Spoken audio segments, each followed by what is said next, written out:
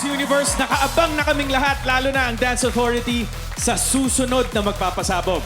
Kaya diretso na natin agad at maki-Jazz Funk kasama sina Shanty and Horizons Jeremy. Ang gagawin natin ay jazz funk. Nakasayaw na ba kayo ng jazz dance before? Hindi pa po. Right, left, slow again. Focus on the texture kasi it will be more quality pag nadidistinguish natin yung slow to fast to hard. Isa sa mga nahihirapan na is yung angle rin kasi sa pagkakatingin ko sa coach namin, yung angle niya is iba. Sa nasanay akong angle is, we can say like K-pop angle, like parang like that. Dito parang more on, you need to show your body like ng pag ganon. I'll try. Can I see your kick? 5, 6, 7, and kick. And nice. Pwede na siyang bumali. Nakakapanibago siya sa katawan. You're not used to certain moves kasi kailangan accurate yung form mo para makita talaga. Ganyan po kataas. Wow! For sure, nag-prepare din yung mga kalaban namin. I'm sure nag-effort din sila. So, kailangan talaga you give your heart talaga sa performance.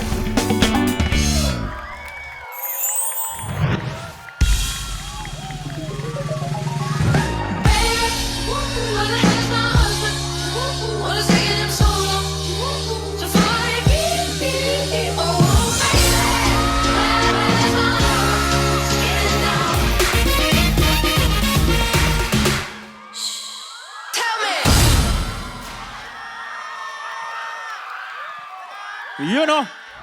Husband agad, grabe naman yun. There you have it, Shanty and Jeremy of Horizon with their Jazz Funk number. Choreographed by, of course, our coach, Jim Lloyd. Thank you so much, coach. Matanong ko naman kayo, Shanty and Jeremy, how's the experience dancing with each other for tonight? Well, of course, sobrang nag-enjoy po ako kasi kakilala ko naman na talaga to si Jeremy. Yeah, he's my baby brother. Baby brother! Wow! Opo, awkward siya eh. Kailangan eye contact na. Ayun na.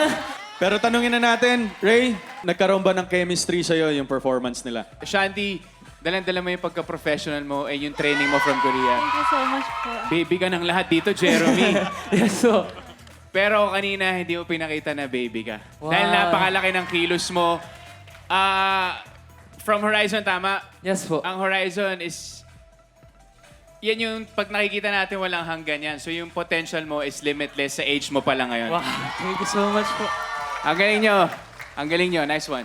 Thank you, Ray. Thank you po. Yan. Si Jeremy, sabi niya kanina nahiya siyang tumingin. Eh, paano kung ikaw yung mapili kong leading man ko? Paano na lang yan? Yan. Sige So, nga, kailangan paano ba natin- yan, halimbawa? Galing mo na Halika. yung... ano, Ayan, Tumingin? paano, example, eksena, or eye-to-eye contact lang, staring challenge.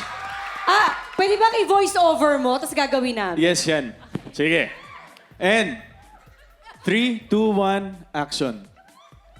Si Jeremy ang nakatitig sa kanyang iniirog ng pagkatagal-tagal na panahon habang si Yanya naman ay nakatingin sa alapaap. Sa kanyang balikat, nagpahinga at nagkatitigan silang dalawa. Oy! Teka lang, sandali! And cut! Wait, bawal po yun. Wait lang. Ano yan? Kawawa siya, pinawisan. sabi niya. Nanginginig! Sorry. Lagot ka talaga. Oh, okay na yun. Mahihain pa, pero Ha? mahihain pa si